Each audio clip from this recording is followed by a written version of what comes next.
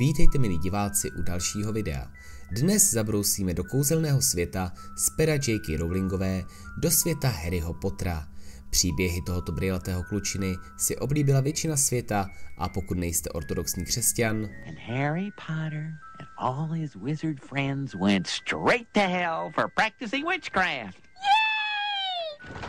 tak ho máte určitě rádi i vy. A ačkoliv je v tomto díle spoustu nelogických věcí, tak nutno uznat, že fantazie autorky je obrovská. My se dnes zaměříme pouze na střípek z tohoto díla, podíváme se na ty nejzajímavější tvory, které v tomto světě můžeme najít. Chci jen dodat, že budu čerpat z původní série a ne z toho odpadu, jakým byla série fantastických zvířat, i přesto, že je to oficiálně kánon. A hned začneme domácími skřítky. Tito malí špinaví drobečkové mají zajímavý hlavně jejich vrozenou vlastnost. Jsou to vlastně přirození otroci. Jejich údělem je bezmezně sloužit svým pánům, ať je jejich rozkazem cokoliv. Jsou s nimi magicky spojeni a pouze pokud jim jejich pán dá kousek oblečení, mohou svobodně odejít. Ale problém je v tom, že většina skřítků potom netouží. Podle Rowlingové chtějí být ve službách jejich pánů a pokud jsou propuštěni, většina z nich upadne do depresí a v jednom popsaném případě i do alkoholismu. Mimochodem, toto vzbudilo velké množství kontroverze, když byla autorka obviněna z propagace otroctví. Jako dalšího tvora zde máme jednorožce, sice ne moc originální design, ale jde spíš o jeho využití.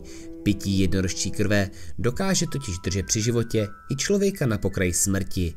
Ovšem za cenu toho, že onen dotyčný bude žít jen napůl a v zatracení. Jelikož podle všeho jsou jednorožci braní jako naprosto čistí a nevinní tvorové, z nichž pramení starodávná magie. Vzpomeňme na Voldemorta, který toho využil a jeho obličej byl přilepený k hlavě Quirrella. Osobně jsem rád, že nic takového v našem světě nemáme, dokážu si totiž představit pár případů, kteří by toho nejspíš z radosti využili. Třeba tenhle. Dovedete si ho představit na hlavě ovčáčka? Dalším tvorem, kterého jsem vybral, je bazilišek.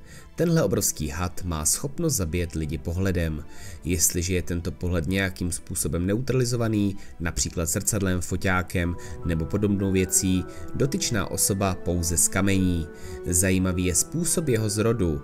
Podle mýtických bájí se bazilišek narodí z vejce, které snese sedmiletý kohout do hnoje za svitu hvězdy Sirius, které následně vysedí do pucha. Docela dost náhod najednou, zajímalo by mě, kolik takových bazilišků se narodilo, každopádně tento experiment zkoušet nebudu. A nyní následuje třaskavý Squorage, jenž je zvláštním hybridním tvorem, kterého vyšlechtil sám Hagrid, s křížením mantichory a ohňového kraba. Je zajímavé, že nemá žádný obličej, ale na obou stranách svého těla má zadek. Z nich velice často srší jiskry a Hagrid jich sice vypěstoval několik set, ale vzhledem k tomu, že nemohl přijít na to, čím se živí, tak zbyl pouze jediný. Ten byl použit jako překážka v bludišti ve 4. díle Harryho Pottera. Než se přesuneme dál, dej mi tu odběr, podpoř nebohého fanouška fantasy touto nenáročnou věcí a můžeš se po zbytek dne cítit dobře. Děkuji. A teď mrknem na Moskomora. Jsou to stvoření zla. Nelidské přízraky, jim se také říká netvoři, bytosti, které se živí lidským strachem a pokud člověku všechen zbaští, mohou mu dát takzvaný moskomoří polibek, jenž oběti vysaje duši. Z kategorie duchů jsou považovány za jedny z nejodpornějších, jsou asi 3 metry vysocí, mají strupovitou šedou kůži jakoby v rozkladu, lidský tvar, místo úst zející temný otvor, nemají oči a jejich dech zní chraplavě, jako by se z místnosti snažili vysát víc než jen vzduch. Dle autorky se moskomoři nemnoží, ale rostou jako houby nebo plíseň, tam, kde je rozklad. Jejich jediným přirozeným prostředím je věznice Azkaban, kde fungují jako bachaři a starají se o chod celého vězení. Testrálové jsou vzácný druh okřídlených koní, které ministerstvo kouzel považuje za nebezpečné a proto je zařadilo do 4. kategorie své klasifikace, tedy mezi nebezpečná zvířata, která vyžadují odborné znalosti a poradí si s nimi jen zkušený kouzelník.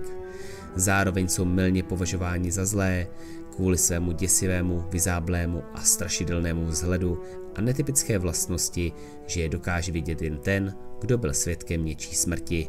Opravdu výborná volba pro převoz studentů z nádraží do Bradavic. Tak a teď pro tebe mám úkol.